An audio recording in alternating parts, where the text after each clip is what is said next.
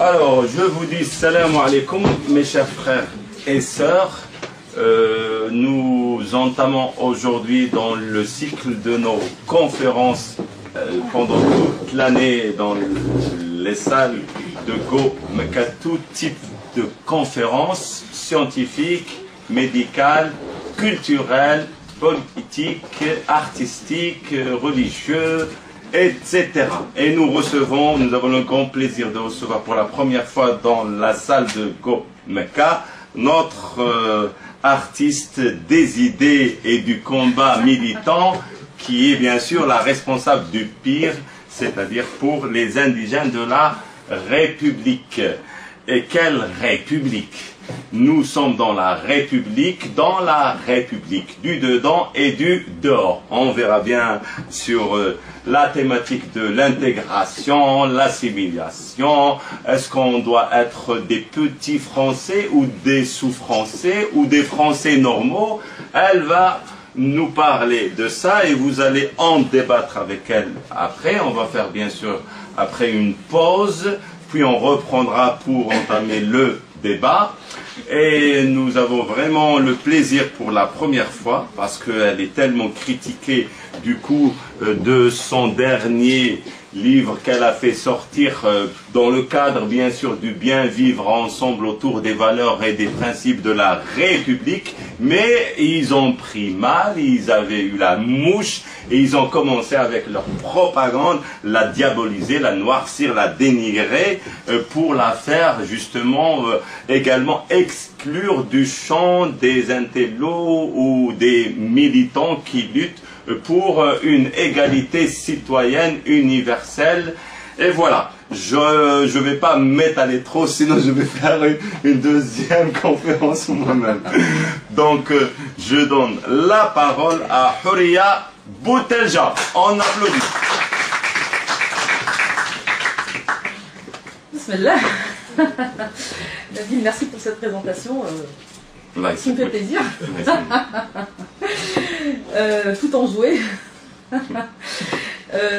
Salam alaikum et merci d'être là. Je remercie Nabil et son association pour cette invitation. Je remercie Go Mecca, puis je vous remercie vous tous d'être venus. Donc le thème que tu m'as proposé, Nabil, c'est assimilation-intégration. Faut-il se renier pour être français? C'est ça? Absolument. Exactement. Ouais.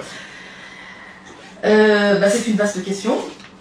Je suis sûre que déjà dans cette salle, personne ne répondra oui à cette question. Évidemment qu'il ne faut pas se renier. Donc finalement, la réponse est assez simple. En fait, pas si simple que ça. Parce que c'est le thème de l'intégration. Moi, j'ai un peu plus de 40 ans aujourd'hui. Allah ibarak. Ibarak, chez Kahoya.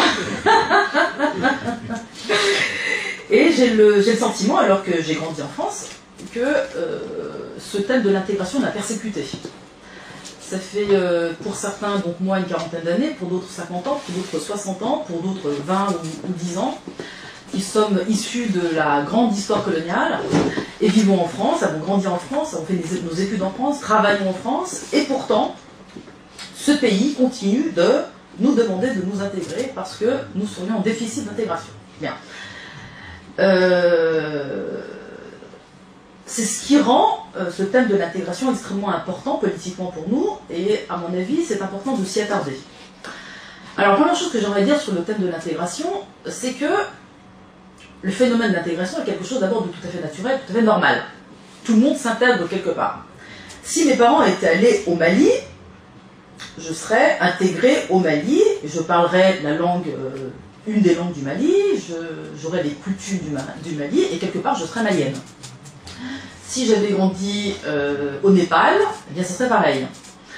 Si je grandis au Bangladesh, eh bien je m'intègre au Bangladesh, et donc je parle la langue de là-bas et les coutumes de là-bas, et donc je suis quelque part, mon identité est bangladeshi. Donc en fait, j'ai grandi en France, et socialement parlant, eh bien je suis française.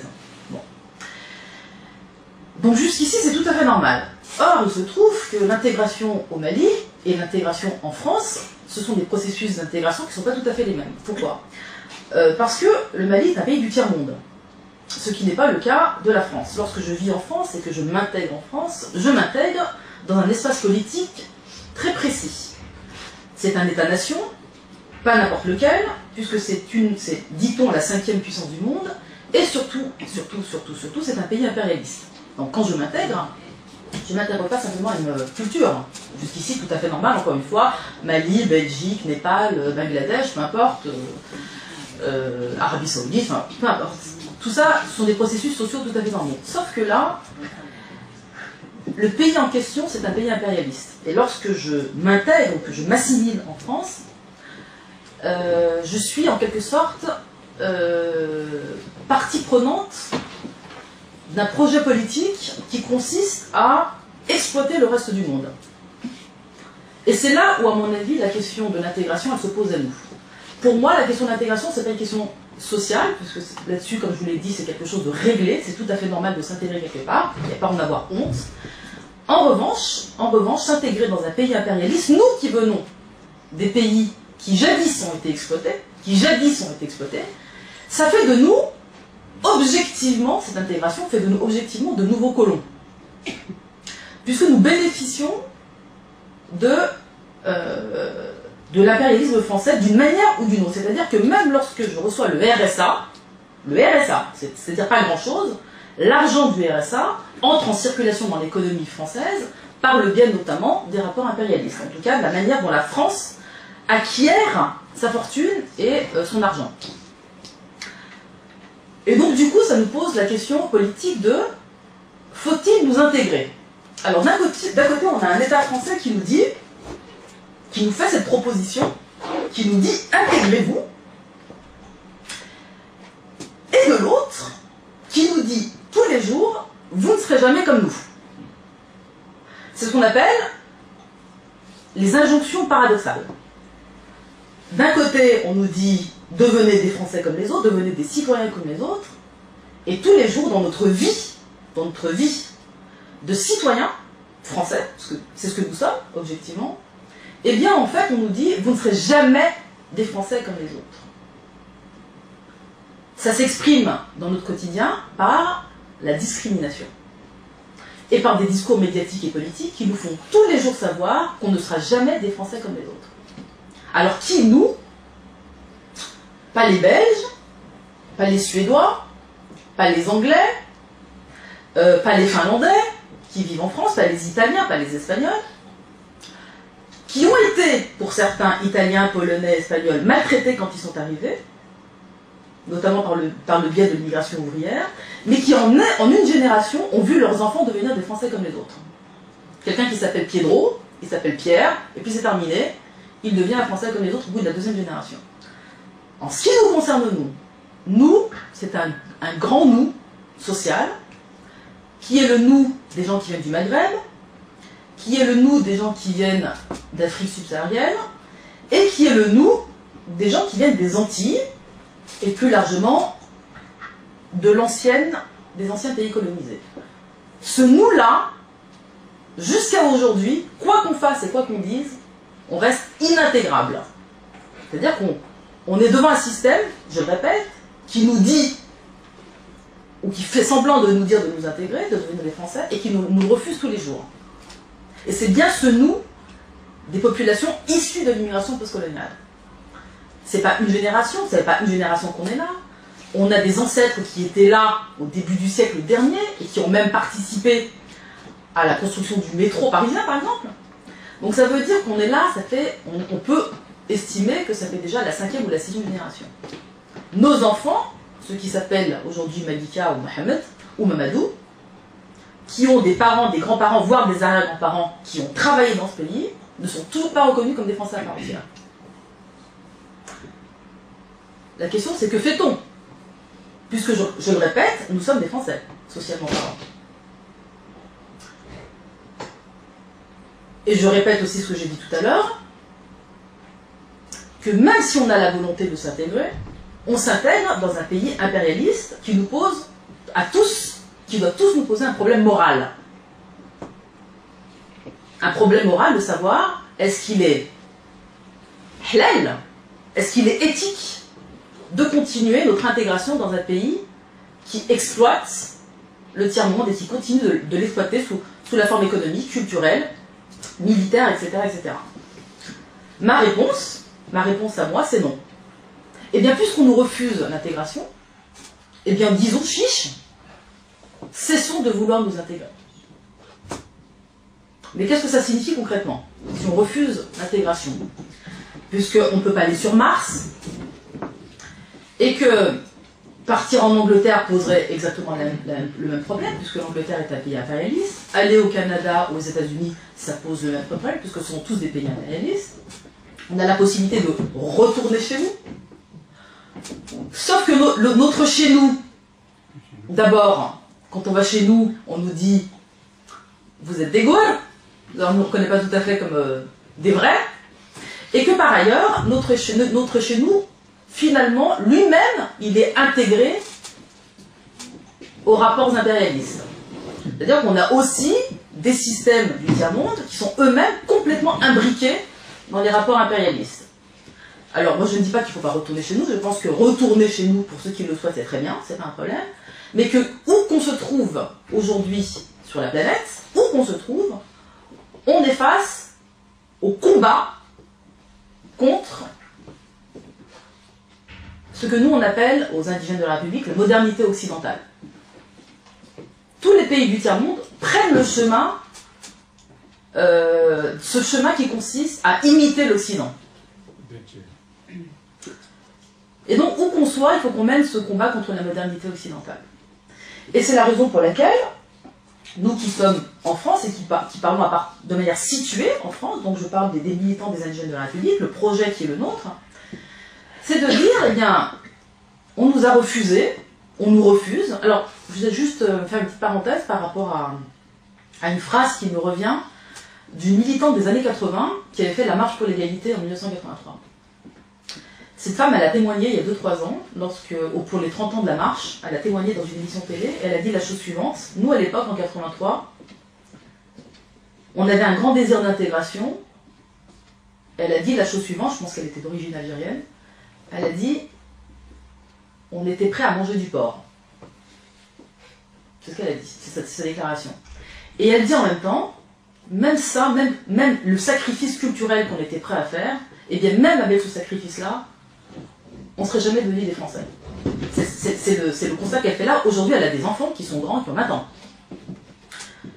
Donc, puisqu'on nous refuse l'intégration, eh bien moi je crois qu'il est temps de dire, eh bien nous aussi on la refuse. C'est-à-dire qu'on ne va plus jouer le jeu de dire on croit au mythe de l'intégration républicaine. Moi je crois qu'il faut dire, bah, très bien, on va vous suivre, vous nous refusez, alors que nous on veut... Parce que nous en fait, l'intégration, si vous voulez, on a joué le jeu et en même temps on a résisté. On a résisté à l'intégration. C'est vrai qu'on veut devenir des citoyens comme les autres, mais c'est vrai en même temps qu'on a résisté, par exemple, en continuant, par exemple, à donner des noms, pour ce qui est du Maghreb, des noms maghrébins à nos enfants. Ça, c'est une résistance. On a résisté en construisant des mosquées en France, parce qu'on tenait à notre dignité, et à nos croyances, et à ce que nous étions, à nos héritages culturels et religieux. On a continué nos pratiques culinaires. On fait en France des restaurants maghrébins, maliens, etc. C'est-à-dire qu'en fait, toute cette résistance culturelle, ça fait partie, quelque part, d'un refus d'intégration au sens où certes il faut devenir, on accepte, on veut devenir des citoyens comme les autres, mais en même temps, on veut garder une certaine dignité. On ne veut pas renoncer à nous-mêmes complètement. Cette résistance, elle existe partout, et en même temps, elle est tous les jours menacée par le projet assimilationniste. C'est pas parce qu'on résiste que la République, cette machine qui consiste à nous lessiver, ça ne veut pas dire qu'elle arrête son projet de nous rendre, de nous faire perdre notre culture et notre identité. Donc il y a une bataille qui se joue ici. Donc je répète, il y a l'offre qui est faite de la République de nous intégrer, il y a notre volonté d'intégration, il y a nos résistances qui s'activent en même temps. Et il y a notre prise de conscience qu'on ne deviendra jamais des Français comme les autres. Je redis ce que je disais tout à l'heure. Donc, a priori, puisque ce contrat-là, il n'est pas tenu, puisque la promesse de l'intégration n'est pas tenue, et puisqu'on sait qu'on ne deviendra pas des Français, et que finalement, quelque part, peut-être qu'on ne veut pas le devenir, eh bien, en plus de la résistance du quotidien, en plus de la résistance culturelle, il me semble qu'il faut aussi opposer une résistance politique. Et c'est là où, puisque on ne veut pas, et j'espère que c'est le cas des gens qui sont ici, on ne souhaite pas poursuivre ou tirer bénéfice du projet impérialiste, eh bien il me semble qu'il faut réfléchir à un projet alternatif. C'est-à-dire que tous les projets qui nous demandent de nous intégrer, il faut les refuser, ce qui signifie qu'on a une lourde tâche qui consiste à réinventer notre espace politique, c'est-à-dire à réinventer la République. Et qu'est-ce que ça signifie? Ça signifie qu'il faut opposer un projet décolonial. Un projet décolonial, son principe de base, c'est de refuser le système économique et les institutions telles qu'elles existent. C'est-à-dire les institutions qui poursuivent le projet impérialiste. Un projet décolonial, c'est un projet qui refuse l'impérialisme, qui refuse que les troupes françaises soient en Afrique ou en Libye, ou en Syrie, ou peu importe dans le monde, c'est-à-dire qu'on pense qu'il faut critiquer de manière radicale la présence française à l'étranger, sous sa forme militaire, sous sa forme économique, et sous sa forme culturelle. Puisque la France n'exporte pas simplement son armée et son économie, elle exporte également ses normes.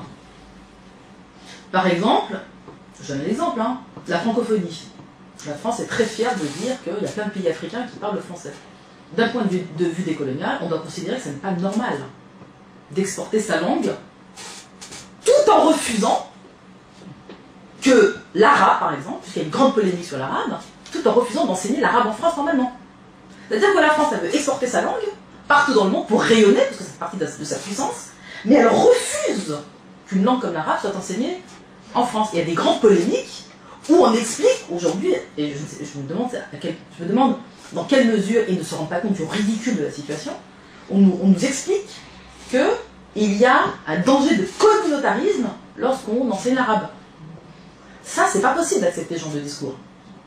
Et à la limite, si on allait au bout de la logique, on pourrait accepter que la France refuse l'arabe. On pourrait l'accepter. Mais le contrat, c'est qu'elle arrête d'exporter le français. Et là, on est dans une situation où, parce qu'elle est dans un rapport de pouvoir favorable, elle exporte sa langue, mais elle refuse d'être souillée par les langues non européennes ou non occidentales. Parce qu'évidemment, le débat sur l'arabe ou sur d'autres langues du tiers-monde ne pourrait pas avoir lieu concernant l'anglais, concernant l'espagnol, concernant l'allemand. Donc ça veut dire qu'il y a des langues supérieures qui, elles, ne sont pas communautaristes, mais il y a des langues inférieures, l'arabe, le berbère, le wolof, qui, elles, souillent l'identité française. Et ça, il me semble, encore une fois, que d'un point de vue... Et là, je parle vraiment très simplement, du simple. Je ne vais pas faire appel à la grande philosophie, c'est le bon sens. Du point de vue de notre dignité à tous, on ne peut pas accepter ce genre de postulat. On ne peut pas accepter qu'il y ait des langues supérieures et des langues inférieures. On ne peut pas accepter qu'il y ait des religions supérieures et des religions inférieures. On ne peut pas accepter qu'il y ait des cultures supérieures et des cultures inférieures. Ça, c'est le b.a.-ba de l'approche décoloniale. Donc, de mon point de vue, et du point de vue de l'organisation à laquelle elle appartient, ça fait quand même une dizaine d'années qu'on essaye de promouvoir la pensée politique décoloniale. Pour nous, il s'agit de mettre fin, tout simplement, à l'hégémonie occidentale sur le monde.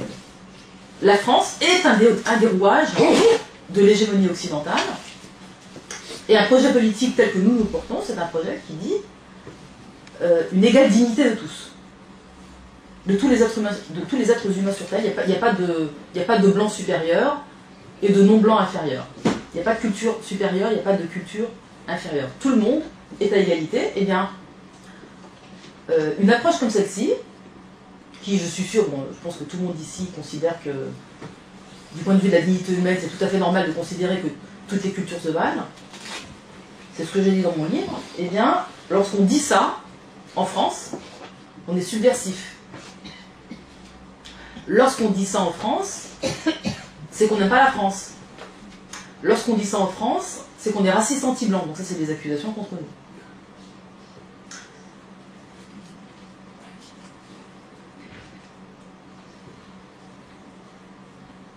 Ça fait à peu près, vraiment, hein, à peu près une dizaine d'années qu'on subit ce genre d'attaque de racisme anti-blanc. Alors je ne sais pas si les gens ici nous connaissent, mais moi par exemple, j'ai été attaquée en justice pour racisme anti-blanc, pour ce genre de propos. Hein. J'ai été traînée pendant 6 ou 7 ans devant les tribunaux. Bon, j'ai gagné tous les procès, mais il n'en reste pas moins que dire ce genre de banalité qu'on a reçu entre nous au niveau du débat français, c'est très subversif. Tout simplement parce que la France, c'est un pays qui domine la planète, enfin le monde depuis environ 400 ou 500 ans. Et que arriver avec une vision décoloniale qui consiste à dire on refuse ça, c'est pas normal, eh bien aujourd'hui on est traîné devant les tribunaux pour ça. Alors il se trouve que depuis quelques décennies, la France, comme beaucoup de pays européens, comme les pays occidentaux de manière générale, vivent le début de leur déclin. Si on reprend un peu la chronologie historique, il y a eu la colonisation qui a duré, enfin la colonisation du monde, hein, qui a commencé avec la découverte la dite découverte des États-Unis, enfin de l'Amérique, qui n'a jamais été une découverte, hein, parce que ceux qui y vivaient la connaissaient déjà, donc il n'y a pas eu de découverte de l'Amérique. Il y a beaucoup d'autres civilisations, et paraît-il les Chinois avaient déjà découvert l'Amérique, mais bon, ça c'est peu importe, c'est une parenthèse. Mais depuis cette fameuse découverte, depuis le début de ce qu'on appelle la traite négrière, la traite atlantique, depuis le premier génocide des Indiens, depuis la colonisation du monde par les Européens, eh bien, il y a eu ce grand mouvement qui nous amène jusqu'aux années 60, jusqu'aux années 40-60, et ensuite il y a eu les mouvements de décolonisation. Donc il y a eu le grand mouvement de colonisation du monde, le moment de la décolonisation avec l'indépendance notamment armée de l'Algérie. Après ce moment-là, il y a eu, de la part des Occidentaux, la volonté de poursuivre le projet colonial sous d'autres formes. C'est-à-dire qu'en fait, on n'a jamais abandonné ni le Maghreb, ni l'Asie, ni l'Afrique, et que ce système s'est métamorphosé en ce qu'on appelle la France-Afrique. C'est-à-dire que la France, tout en étant partie, c'est-à-dire qu'elle a fait partir les colons, surtout d'Algérie, elle a poursuivi le projet colonial sous d'autres formes, militaires, économiques et politiques. Ça s'est passé après les années 60, c'est ce que nous on appelle la contre-révolution coloniale. Et bien depuis cette période-là, depuis quelques décennies, on voit apparaître d'autres forces, d'autres pays qui émergent. C'est-à-dire qu'en fait, le bloc occidental qui a dominé pendant des siècles, il est concurrencé par la Chine notamment, mais par l'Iran, par d'autres puissances nationales, enfin des puissances régionales.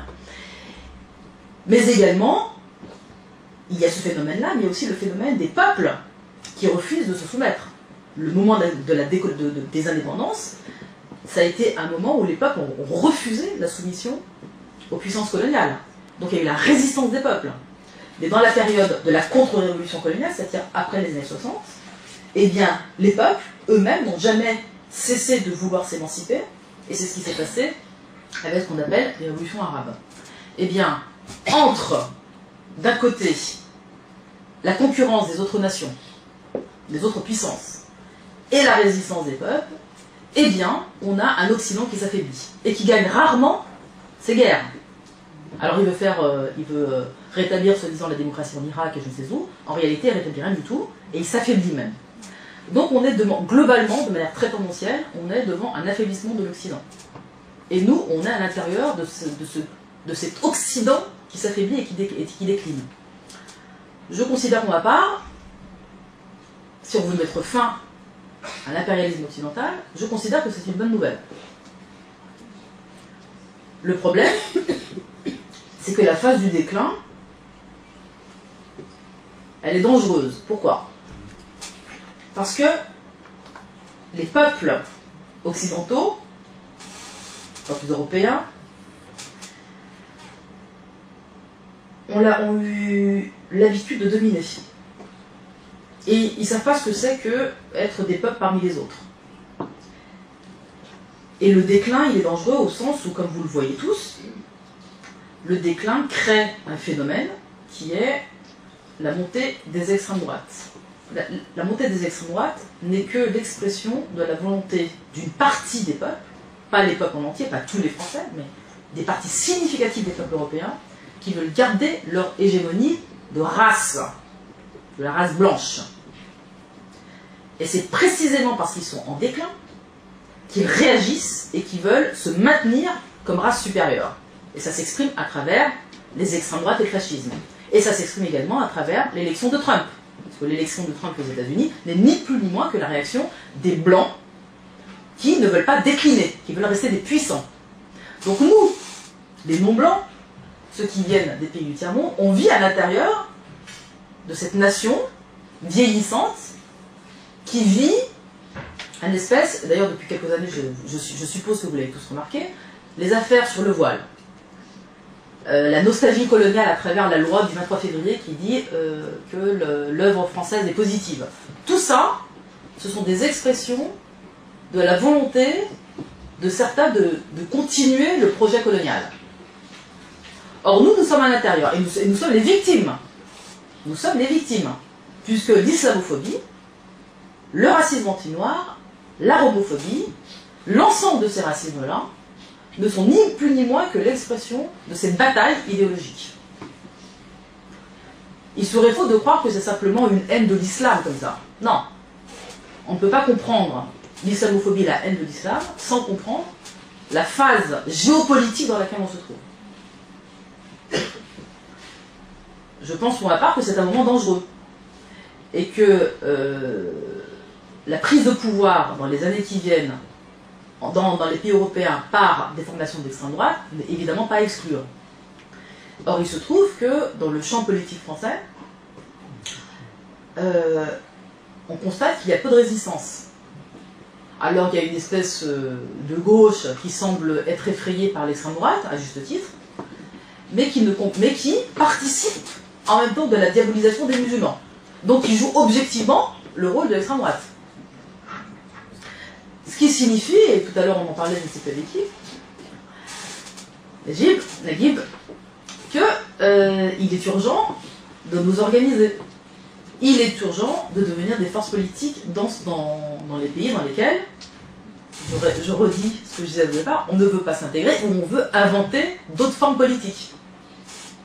Il est urgent de comprendre la nécessité et l'urgence de nous organiser de manière autonome, c'est-à-dire de ne plus faire confiance à la gauche, puisque la gauche, depuis les années 80 et depuis la marche pour l'égalité, nous a beaucoup déçus, elle nous a beaucoup instrumentalisés, elle nous utilise, n'est-ce pas? Et donc il s'agit de comprendre qu'il faut qu'on défende nos propres intérêts, qu'il ne faut pas compter sur des tuteurs, de la gauche habituellement, mais pas pour autant, c'est pas parce qu'on n'a pas confiance à la gauche qu'il faut faire confiance à la droite, à l'extrême droite. Parce qu'il y a aussi ce mouvement où on croit qu'il faut s'allier avec la droite et l'extrême droite, qui font exactement pas, qui historiquement ne nous ont pas trahis, puisqu'en fait nous on a cru que nos amis c'était la gauche, alors qu'aujourd'hui on commence à nous réveiller de cette illusion. Certes, la droite et l'extrême droite ne nous ont jamais fait ce genre de propositions, mais pour autant, je peux vous dire qu'ils ne travailleront jamais pour nos intérêts. Donc, nous, ce qu'on pense, c'est qu'il est urgent de réfléchir à des alternatives politiques, de réfléchir à la question des rapports de force, de réfléchir à la question de la construction de contre-pouvoirs. Ce sont des propositions qui ont déjà été faites. Tariq Ramadan avait déjà fait ce genre de proposition. Les organisations musulmanes en France, il y en a certaines qui font ce genre de proposition. Les organisations issues des quartiers populaires, il y en a un certain nombre qui font ce genre de proposition. Donc le Parti des indigènes fait partie des organisations qui pensent qu'il faut nécessairement nous organiser politiquement de manière autonome. Ce qui ne veut pas dire qu'il ne faut pas chercher nos alliés dans le champ politique, parce qu'il va falloir chercher nos alliés, on est minoritaire. Donc face à l'adversité, il faudra de toute façon qu'on trouve nos alliés dans le champ politique, mais jamais sans l'autonomie, parce que nous sommes des héritiers, nous avons une histoire, il nous faut faire des bilans, et nous savons par exemple une chose qui nous a été apprise par Abdelmalek Sayad, pour ceux qui connaissent, un grand sociologue algérien. Abdelmalek Sayad nous a appris la chose suivante: exister, c'est exister politiquement. Il n'y a pas d'autre forme d'existence en France. Dans n'importe quelle société, exister, c'est exister politiquement. Et exister politiquement, ça signifie exister à travers la construction de rapports de force. C'est ça que ça signifie. Donc vous savez ce qu'il vous reste à faire. Mon désaccord porte sur le fait que, alors c'est un désaccord à moitié. Les musulmans aujourd'hui, et ceux qui sont d'origine maghrébine, sont les principales cibles des attaques médiatico-politiques, c'est-à-dire à travers la critique de l'islam, qui est une critique constante. Et c'est vrai qu'on est vraiment le cœur de cible, ça je suis tout à fait d'accord.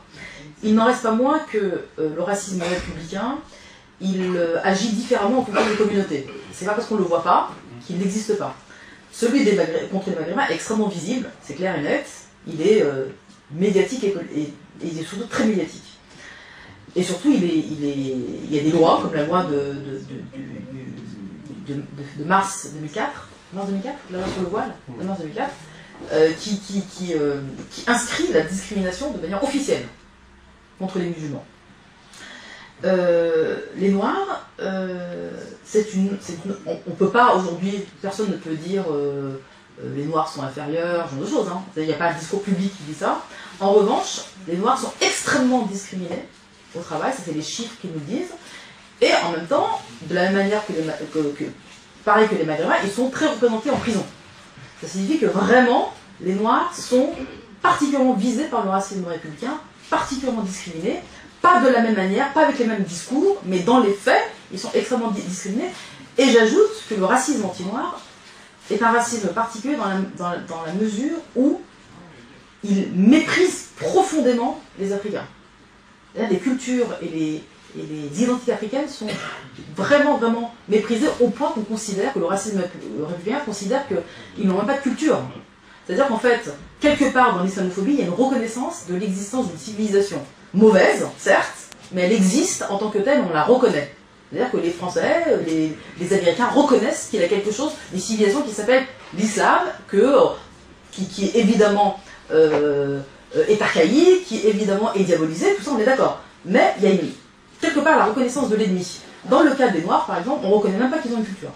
Donc là, vous comprenez que, du point de vue des Noirs eux-mêmes, c'est un énorme mépris. Je dis simplement que il y a et j'ajoute le mépris, enfin le racisme anti-Rome, qui a aussi sa propre logique, qui agit également de manière différente. Le tout, ce sont des racismes d'État. Le tout, ce sont des racismes républicains, mais chaque racisme agit de manière différente. Et je me garderai bien de hiérarchiser. Monsieur, sur la question de, je ne sais pas si vous avez appelé ça, le judéo-maçonnisme. Quelques précisions. Le sionisme est une idéologie récente, qui a à peu près un siècle, alors que la colonisation du monde, elle date de 300 ans avant. La franc-maçonnerie, c'est une... Oui, mais on doit respecter l'histoire. Hein. Ouais.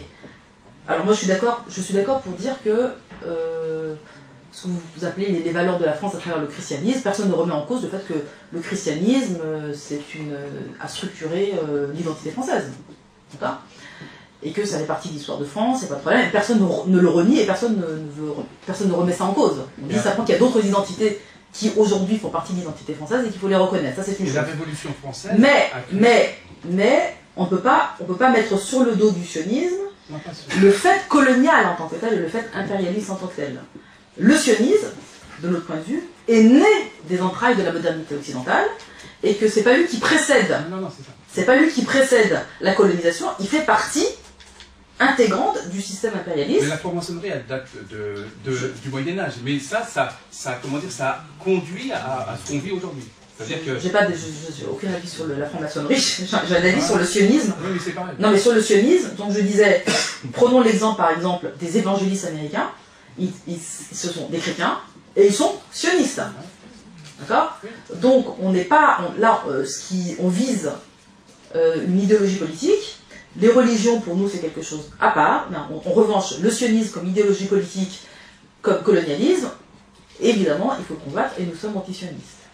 Mais on ne met pas le sionisme avant, comme, si vous voulez, comme moteur principal de l'impérialisme.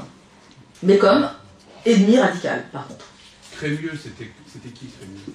C'était la France. Ouais, mais c'était quoi, Crémieux? C'était la République française oui, coloniale. Oui, c'était un quoi?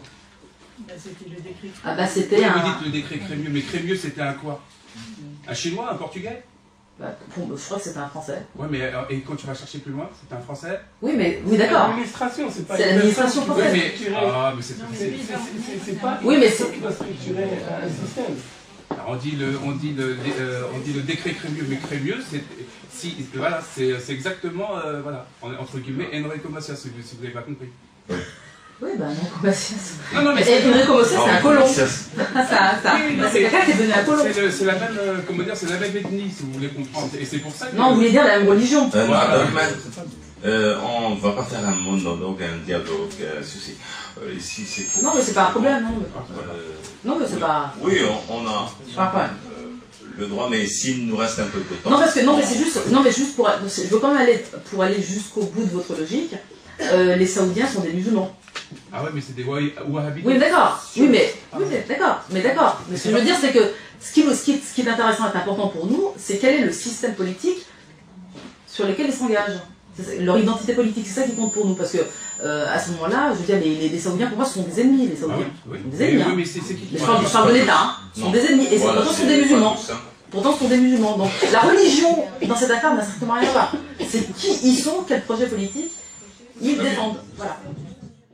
Je pense que c'est toujours important de revenir aux causes structurelles du pourquoi on est comme ça. Pourquoi vous n'avez fait que 1%? Pourquoi on n'est pas assez investi? Pourquoi t'as dit tout à l'heure? Les causes structurelles du manque d'investissement, il faut quand même qu'on se le dise, c'est qu'on a été exclu de la politique. Ça, c'est la première raison. C'est-à-dire qu'en fait, on ne se croit pas légitime à faire de la politique dans le sens où on est élevé comme si on était des invités dans ce pays.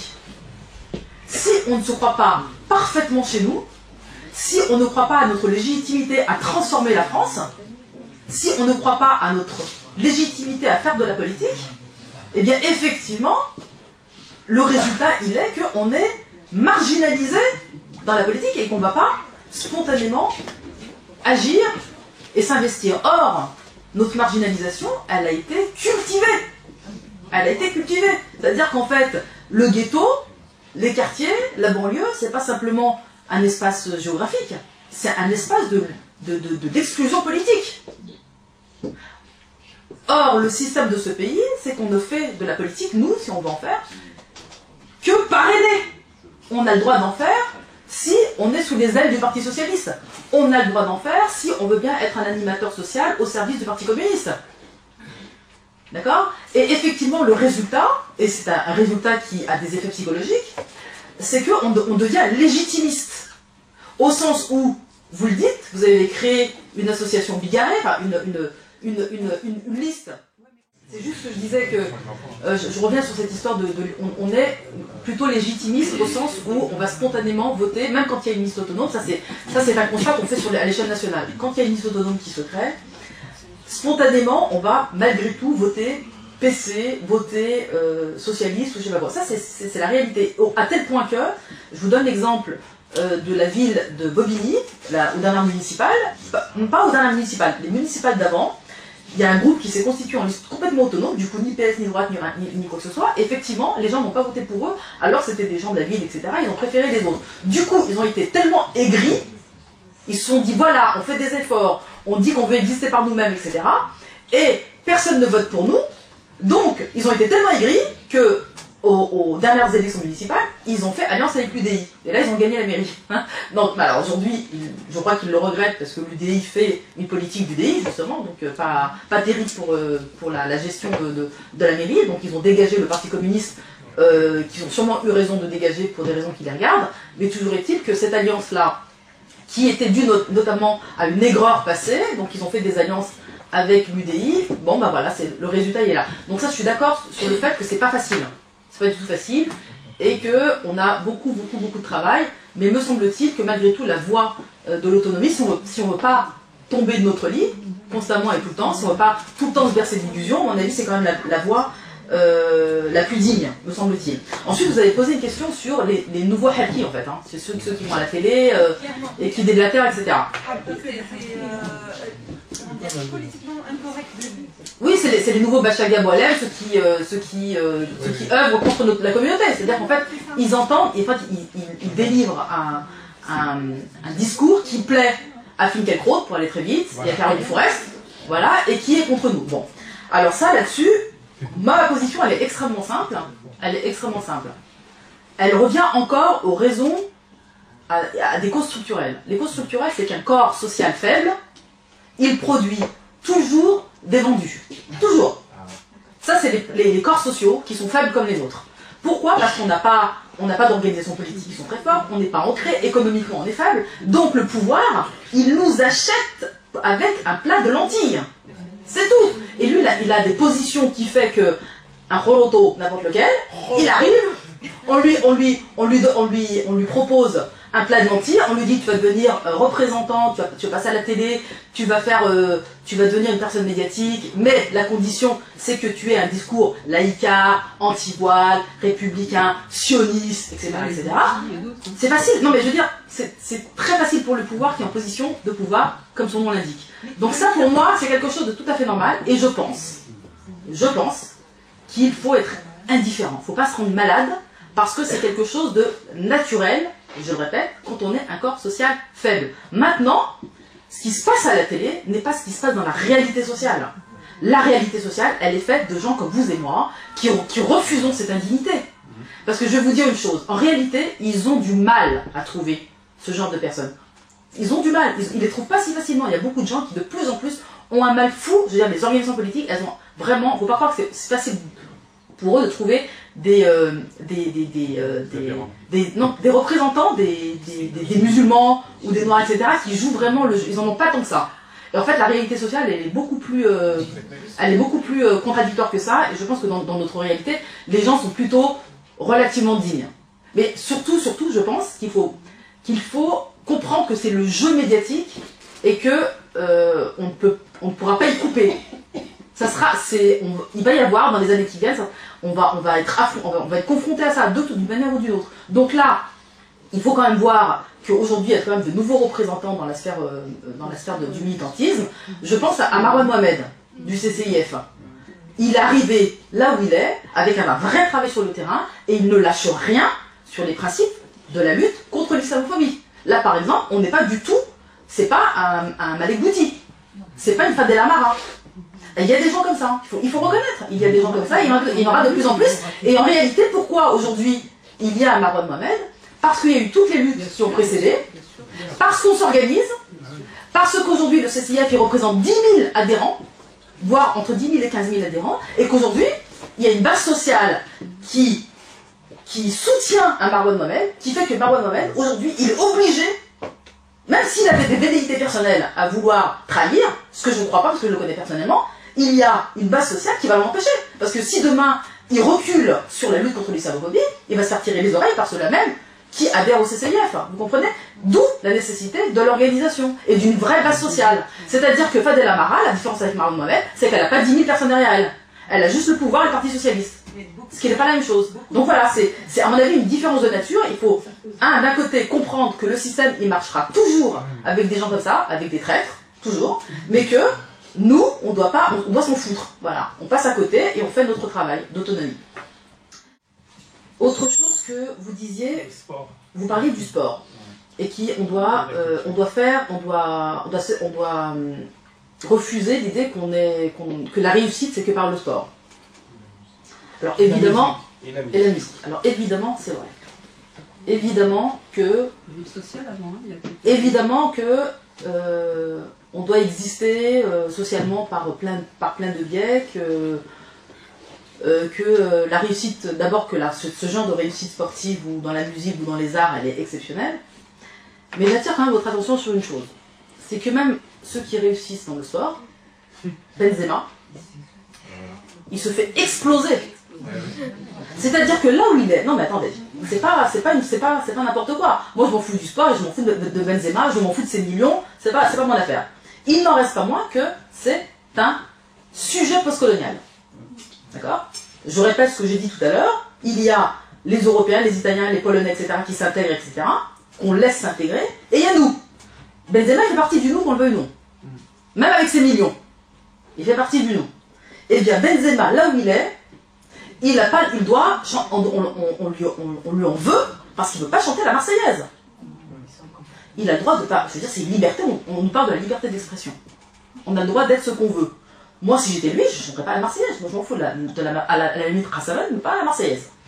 Eh bien, la Marseillaise, il doit la chanter, c'est-à-dire qu'en fait, il doit se soumettre au dogme républicain pour être accepté, alors que n'importe quel autre joueur de foot, en fait, même, je veux dire, d'autres, pendant Platini, et il y a eu des images de l'époque où Platini et tous les autres étaient des grands footballeurs, ils ne chantaient pas la Marseillaise. Platini, c'est Platini, mais lui, en fait, qu'est-ce que ça signifie? Excusez-moi du mot, c'est-à-dire c'est un bougnoul. C'est ce que ça signifie. Donc il doit se soumettre. Et le fait qu'il ne se soumette pas, alors que par ailleurs, il est complètement dans le système. Moi, je pense que Benzema est complètement dans le système. Avec ses millions, etc., ses Ferrari, je sais pas quoi. Complètement dans le système. Mais, cette dimension de sa personnalité, qui consiste à dire, ce que j'appelais tout à l'heure, j'ai ma dignité, je suis moi, je sais d'où je viens d'un quartier de Lyon. Moi, je suis un Algérien d'origine, etc., je suis musulman. Juste ça, il n'a pas le droit. C'est-à-dire qu'en fait, il doit se soumettre. Donc, bien entendu, parce que je suis tout à fait d'accord que c'est pas la réussite par le sport, etc., c'est pas ça, et que nous, on ne doit pas viser ça. D'accord? Moi, d'abord, ce que je crois qu'on doit viser, c'est même pas la réussite. Je veux dire, la réussite, je sais même pas. Je crois que c'est même cette réussite-là, je crois que ça fait partie des valeurs de l'Occident capitaliste. Je sais même pas s'il faut vraiment réussir. Moi, je pense qu'il faut être nous, être digne, vivre dignement, solidairement, voilà. Moi, je pense que c'est ça la réussite dans la vie. C'est de rester des humains avec un cœur et avec des qualités morales et éthiques. Moi, c'est ça que je crois que c'est ça pour moi la réussite. Je m'en fous du reste. Mais, j'ai eu un applaudissement, j'ai entendu. Applaudissez.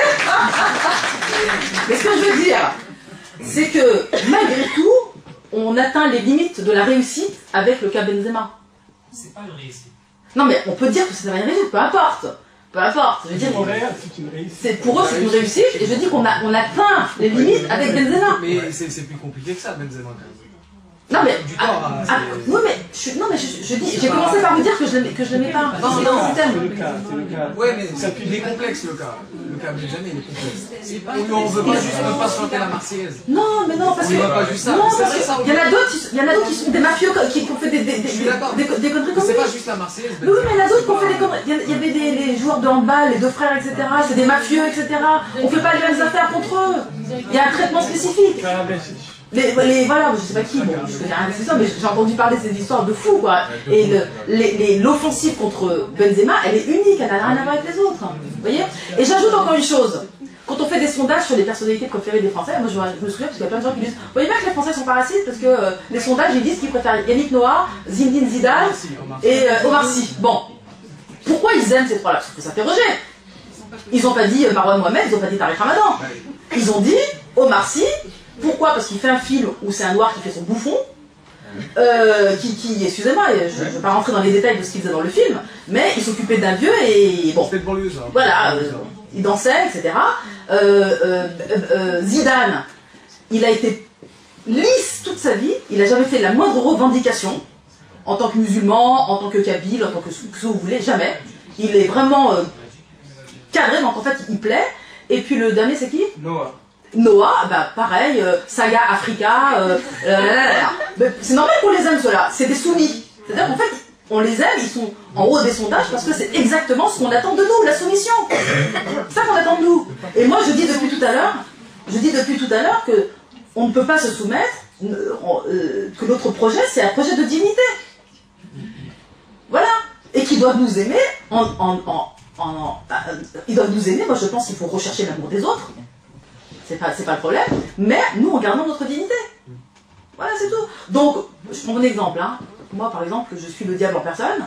Parce que je veux pas, moi je suis antisioniste et je suis antisioniste, je suis contre le racisme structurel, je défends les musulmanes et les musulmans, la dignité, le droit de parler notre langue, etc. Bah pour ça, quand on dit ça, qui pour moi est simplement l'œuvre et l'expression d'une résistance culturelle, identitaire, et c'est la dignité, ça plaît pas. Vous comprenez qu'on est là. Et ça, c'est pas possible de se soumettre à ce point-là. Donc, effectivement, ils aiment ceux qui se soumettent. Et ça, c'est pas notre projet.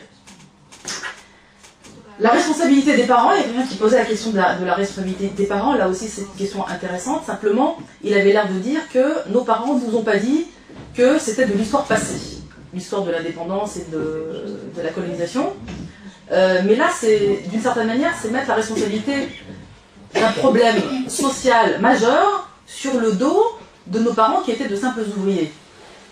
Nos parents, ils ont fait à mon avis, nos parents ont fait ce qu'ils ont pu. Ils nous ont même donné des héritages culturels identitaires, ce qu'ils ont pu, en tout cas ils ont fait ce qu'ils pouvaient. Et là encore, on ne peut pas se permettre de déplacer la responsabilité de ce qui se passe aujourd'hui. S'il y a aujourd'hui un désordre social, et plus qu'un désordre social, il y a même... il y a quasiment... On rentre dans le chaos social, oui, on rentre dans quelque chose qui pourrait s'appeler le chaos social. Il me semble que c'est d'abord dû à des politiques publiques. Des politiques publiques qui existent depuis 30 ou 40 ans. La politique de la ville, c'est pas nos parents. C'est pas nos parents qui ont voulu vivre dans des ghettos. C'est pas nos parents qui ont conçu les HLM. C'est pas nos parents qui ont conçu des écoles à double et à triple... des écoles de seconde zone. C'est pas nos parents qui font des écoles de 40 élèves par classe. Justement, ils ont subi. Ils ont subi. Et notre génération, justement, se révolte. Et donc, précisément, elle se révolte à juste titre. À juste titre. Mais par contre, elle se révolte, mais sur le terrain, de notre point de vue, il manque des organisations capables de canaliser la révolte et de lui donner un sens politique. Vous voyez? Et c'est ça qui manque sur le terrain. Alors, je vous donne... alors, je ne sais pas si vous avez lu Frantz Fanon. Peau noire, masque blanc. Il expliquait déjà dans les années 60, c'est quand même vieux, il expliquait justement l'aliénation de l'indigène, où il expliquait que celui qui veut donner des preuves, celui qui veut plaire à son maître, il doit être plus radical que les autres, plus royaliste que le roi. Dans la police française, quand il y a des Noirs et des Arabes qui rentrent dans la police française, et tout le monde le constate, ils sont plus durs que les autres. Voilà, ils sont plus durs parce qu'ils doivent faire leur preuve qu'en tant que Noirs et Arabes, ils n'auront pas de pitié pour les leurs. Voilà. Et ben, cette dame-là, dans l'administration française, dans le cadre d'un moment, c'est-à-dire dans un moment politique aujourd'hui, où il y a des débats nationaux sur le fait que enseigner l'arabe, ça amène quasiment au djihadisme. D'accord? Oui. Mais le contexte, ce que je veux dire, c'est que le contexte politique, il est celui-ci. Elle est dans ce contexte politique. Et c'est une indigène dans l'administration française. Eh bien, elle doit faire comme la police, comme les Noirs et les Arabes hindouistes, elle doit être plus royaliste que le roi. C'est tout, ni plus ni moins. Donc, encore une fois, je vous invite simplement à ne jamais oublier les structures. Parce qu'on a trop souvent l'habitude, quand on en revient, de dire « Oui, mais nous, on est comme ça. Oui, mais nous, on est mauvais. Oui, mais nous... » Mais ça, c'est vrai. Ça, c'est vrai. C'est pas... Moi, je suis d'accord. Je suis d'accord. Mais, quand on parle politiquement, quand on est sérieux, on est obligé de toujours en revenir aux raisons structurelles qui fait qu'on est là. On est un corps social faible. Et ça veut dire qu'on n'a pas de pouvoir politique, économique ou social. Et à partir de là, ce genre de cas de figure, il est très répandu. Et on le rencontrera toujours. Et on dirait comment ça se fait, c'est des Noirs et des Arabes qui nous mettent des barrières à cause de ça. Et c'est pour ça qu'il faut comprendre qu'on est dans un système. On est dans un système. Justement, ce qui manque dans ce que vous dites, c'est la question du pouvoir et du rapport de force. C'est-à-dire qu'évidemment qu'il faut faire tout ce que vous avez dit. Il faut exister. Mais la question qu'on refuse de se poser, et à mon avis, qui pose également la question de notre courage à nous, c'est est-ce qu'on comprend qu'il faut, pour arriver là où vous dites, créer des rapports de force en notre faveur, c'est-à-dire penser la question du pouvoir. Penser la question du pouvoir. C'est ça le pas qu'il faut qu'on franchisse. Ça veut dire qu'en fait, il faut qu'on arrête de penser associatif dans notre tête. On a été formé par l'État français à devenir des acteurs associatifs. Il faut qu'on devienne des acteurs politiques. C'est ça notre défi pour arriver là où vous êtes. Et donc comment faire? Vous dites, madame, Nejla, comment faire? Ouais. Alors justement, comment faire revient à la question qui a été posée par le jeune homme de Bobigny tout à l'heure. Alors c'était intéressant ce que vous avez dit. Alors d'abord parce que vous avez parlé de la question du rapport de l'islam avec la municipalité. La question qui est sous-tendue par tout ça, c'est la question de l'indépendance du culte musulman. D'accord? Parce que notre problème en France, c'est que l'islam est sous tutelle. D'accord? Et donc il faut penser à la question de l'indépendance du culte. Mais ça, c'est un combat politique. Ça ne va pas nous tomber comme ça. Parce que l'État français n'a aucun intérêt à faire en sorte que l'islam devienne indépendant. Parce que ça représenterait un contre-pouvoir, évidemment. On comprend très bien, moi j'ai vécu l'affaire du voile. J'ai été dans les collectifs qui ont milité contre l'affaire du voile. On a souffert de quoi à ce moment-là? Du fait que les mosquées, elles étaient contrôlées. Parce que si elles n'étaient pas contrôlées, tous les imams auraient dit, on ne veut pas de cette loi. Mais comme elles étaient sous contrôle, ce qui est terrible, c'est qu'on s'est retrouvé en une petite poignée d'arabo-musulmans avec l'extrême gauche. Vous vous rendez compte? Alors qu'en fait, les mosquées peuvent mobiliser des milliers de gens. Et si elles avaient été libres, la loi ne serait jamais passée. D'où l'intérêt pour l'État de mettre l'islam sous tutelle. D'accord? Donc c'est un combat politique. C'est un combat politique donc, qui rejoint ce que disait madame, mais donc, la question qu'on doit tous se poser, c'est comment s'organiser politiquement. Et donc là, et ça c'est une chose à laquelle je suis tout le temps confrontée, monsieur a terminé en disant il nous faut une force politique. Bien. Eh bien moi je suis en train de vous dire que nous, Organisation des indigènes de la République, Parti des indigènes de la République, nous sommes une organisation politique. Mais vous ne la voyez pas. Vous avez dit, et moi partout où je vais, j'arrive en tant que Parti des indigènes de la République, ça veut dire qu'on fait de la politique, et on a des gens comme vous qui viennent et qui parlent, alors que c'est moi qui interviens, qui nous disent il nous faut un parti. Donc, du coup, je m'interroge sur ce que vous entendez par parti. Je m'interroge. Parce que peut-être que ce que nous on fait, ça ne vous intéresse pas, et peut-être que c'est parce que idéologiquement, vous n'êtes pas d'accord avec ce qu'on dit. Ça, c'est tout à fait possible. Mais ce que je sais, moi, c'est qu'en réalité, on ne se fait pas confiance les uns les autres. C'est ça, la vraie truc. C'est que tout quand on arrive, on dit on est une organisation politique, ceux à qui on s'adresse ne nous voient pas. Ils ne voient pas qu'on est une organisation politique, et donc, ils veulent quelque chose d'autre. Du coup, je me pose la question. Quelle est cette chose qu'ils veulent? Qu'est-ce que vous voulez exactement? C'est-à-dire, comment vous imaginez une organisation politique? Je vais jusqu'au bout de ce que je dis. Nous, on a choisi l'indépendance totale. On ne veut pas d'argent, parce que, précisément pour toutes les raisons, on veut notre indépendance. On ne veut pas que quelqu'un, l'État ou les médias ou je ne sais pas qui, nous dise ce qu'il faut qu'on dise.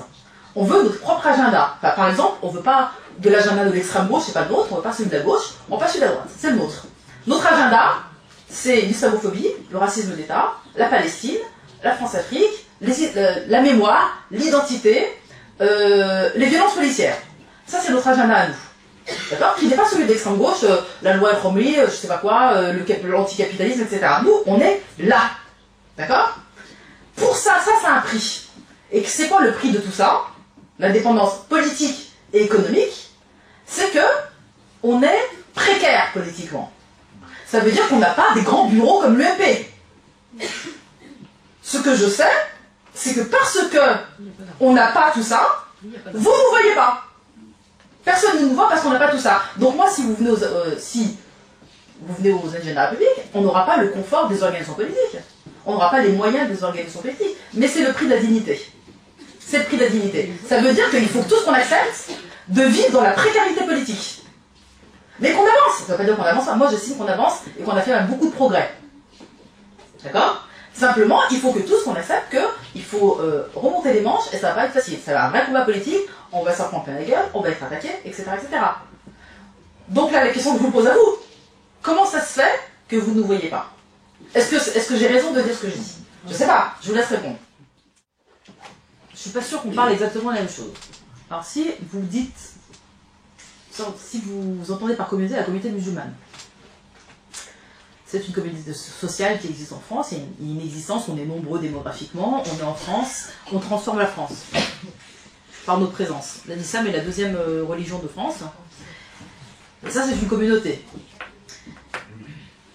Est-ce que c'est autre chose qu'une communauté sociale?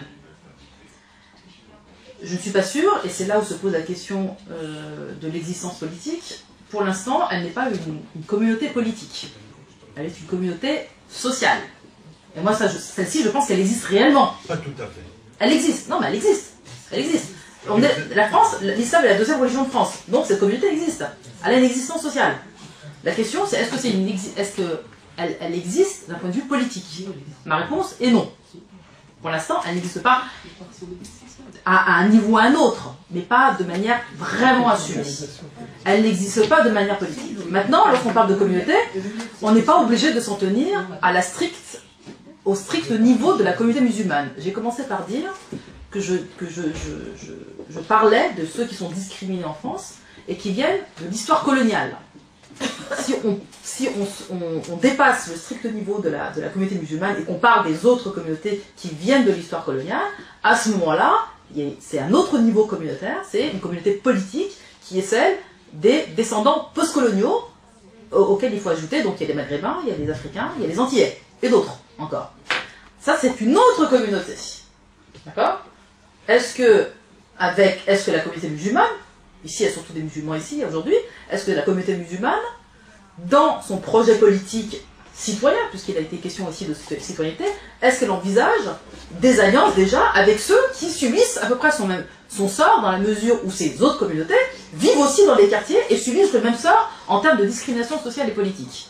La question se pose à nous. Cette communauté des post-colonisés, elle existe, elle est en France, elle existe socialement. Question, est-ce qu'elle existe politiquement?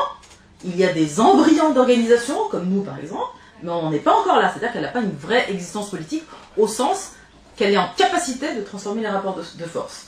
Ensuite, il y a un troisième niveau qui est lorsque ces communautés postcoloniales arriveront à s'organiser et qu'elles auront un projet politique commun, est-ce qu'elles seront en capacité de penser à un autre nous qui est un nous politique encore au-dessus de celui-ci? C'est-à-dire un nous de l'alliance avec ceux qui sont d'accord avec un projet anti-impérialiste. Parce que c'est impossible de mettre l'anti-impérialisme en dehors de notre projet politique. Je reviens parce que je ne sais pas qui a dit tout à l'heure qu'il n'a pas participé, on n'a pas entendu ce que j'ai dit au départ. J'ai dit au départ que nous, on ne pouvait pas envisager un quelconque projet politique sans la critique radicale de l'impérialisme. Non pas parce qu'on est philanthrope, parce qu'il y a une responsabilité morale qui nous incombe, qui est que on refuse, moi par exemple, si je parle à partir d'une éthique musulmane, de justice et de dignité, je refuse d'être quelqu'un qui exploite, de participer à l'exploitation des pays du Sud, à partir de cette éthique-là.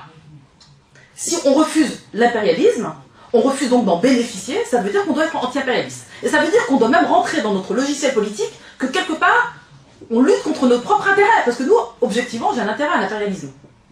On a tous ici un intérêt à l'impérialisme. Si on n'avait pas intérêt, on serait tous rentrés chez nous. Et si on reste ici, c'est parce que ici, on a les moyens de notre survivance. Et notre survivance, elle dépend de tous les moyens que la France met en place pour piller le Sud. Et pour ensuite distribuer, même si c'est des miettes. Nous, on est ceux qui recevons les miettes. Mais on reçoit quand même les miettes. Donc, est-ce que ça fait partie de notre éthique politique que de l'accepter? Je dis que, d'un point de vue islamique, c'est pas possible. On n'a pas le droit. C'est haram. Bon. Si c'est le cas, donc, il faut penser la question du nous politique, avec tous les anti-impérialistes qu'il y a en France. Et il y en a en France. On doit être en alliance avec tous ceux qui refusent cet ordre-là.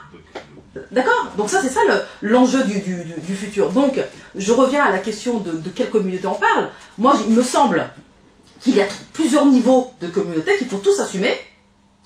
Il faut assumer l'appartenance à la communauté musulmane. Et moi, je pense qu'il faut faire exister la communauté musulmane, celle qui va refuser, par exemple, que son culte soit sous tutelle de l'État.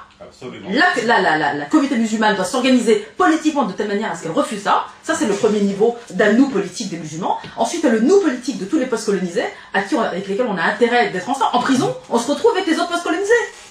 Les musulmans, les noirs, les antillais, etc. On est tous en prison. D'accord? Donc, si on est en prison, c'est parce qu'on est un corps social faible. D'accord? Parce que en haut, il y a plein de gens qui mériteraient d'être autant en prison.